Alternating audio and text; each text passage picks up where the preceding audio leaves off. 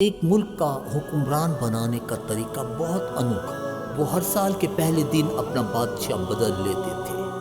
سال کے آخری دن جو بھی سب سے پہلے ملک کی حدود میں داخل ہوتا تو اسے نیا بادشاہ منتخب کر لیا کرتے اور موجودہ بادشاہ کو علاقہ غیر یعنی ایک ایسی جگہ چھوڑ آتے جہاں صرف سانپ، بچھو اور کھانے پینے کے لیے کچھ بھی نہ تھا۔ اگر وہ سانپ بچھوؤں سے کسی نہ کسی طرح اپنے آپ کو بچا لیتا تو بھوک پیاس سے مر جاتا۔ کتنے ہی بادشاہ ایسے ہی ایک سال کی بادشاہی کے بعد اس علاقہ غیر میں جا کر مر کھپ جاتے۔ اس دفعہ شہر میں داخل ہونے والا نوجوان کسی دور دراز کے علاقے کا لگ رہا تھا۔ سب لوگوں نے آگے بڑھ کر اسے مبارکباد دی اور اسے بتایا کہ آپ کو اس ملک کا بادشاہ چن لیا گیا ہے۔ وہ حیران بھی ہوا اور بہت خوش بھی۔ تخت پر بیٹھتے ہی اس نے پوچھا کہ مجھ سے پہلے والا بادشاہ کہاں گیا؟ تو درباریوں نے اسے اس ملک کا قانون بتایا کہ ہر بادشاہ کو سال بعد جنگل میں چھوڑ دیا جاتا ہے اور نیا بادشاہ منتخب کر لیا جاتا ہے۔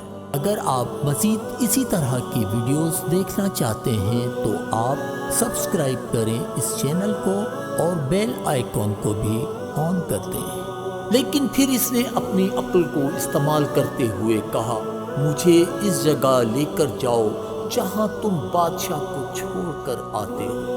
درباریوں نے سپاہیوں کو ساتھ لیا اور بادشاہ سلامت کو وہ جگہ دکھانے جنگل میں لے گئے۔ بادشاہ نے اچھی طرح اس جگہ کا جائزہ لیا اور واپس آ گیا۔ اگلے دن اس نے سب سے پہلا حکم یہ دیا کہ محل سے علاقہ غیر تک ایک سرسبز و شاداب راستہ بنایا جائے اور اس جگہ کے بیچوں بیچ ایک ایسی رہائش تعمیر کی جائے جس میں ہر قسم کی سہولت موجود ہو اور اس کے ارد گرد خوبصورت باغ لگائے جائیں۔ بادشاہ کے حکم پر عمل ہوا اور تعمیر شروع ہو گئی۔ کچھ ہی عرصہ میں سڑک اور محل وغیرہ بن کر تیار ہو گئے۔ ایک سال کے پورے ہوتے ہی بادشاہ نے درباریوں سے کہا، اپنی رسم پوری کرو اور مجھے وہاں چھوڑ آؤ جہاں مجھ سے پہلے بادشاہوں کو چھوڑ کر آتے تھے۔ درباریوں نے کہا، بادشاہ سلامت، اس سال سے یہ رسم ختم ہو گئی کیونکہ ہمیں ایک عقل مند بادشاہ مل گیا ہے۔ وہاں تو ہم ان بے وقوف بادشاہوں کو چھوڑ کر آتے تھے جو ایک سال کی بادشاہی کے مزے میں باقی کی زندگی کو بھول جاتے تھے اور اپنے لیے کوئی انتظام نہ کرتے، لیکن آپ نے عقل مندی کا مظاہرہ کیا کہ آنے والے وقت کا خیال رکھا اور عمدہ بندوبست فرما لیا۔ ہمیں ایسے ہی عقل مند بادشاہ کی ضرورت تھی۔ اب آپ آرام سے ساری زندگی ہم پر حکومت کریں۔ کہانی سے ہمیں جو سبق حاصل ہوا وہ یہ ہے کہ اس انوکھے ملک کا نام دنیا ہے اور وہ نیا بادشاہ میں اور آپ اور علاقہ غیر ہماری قبر ہے۔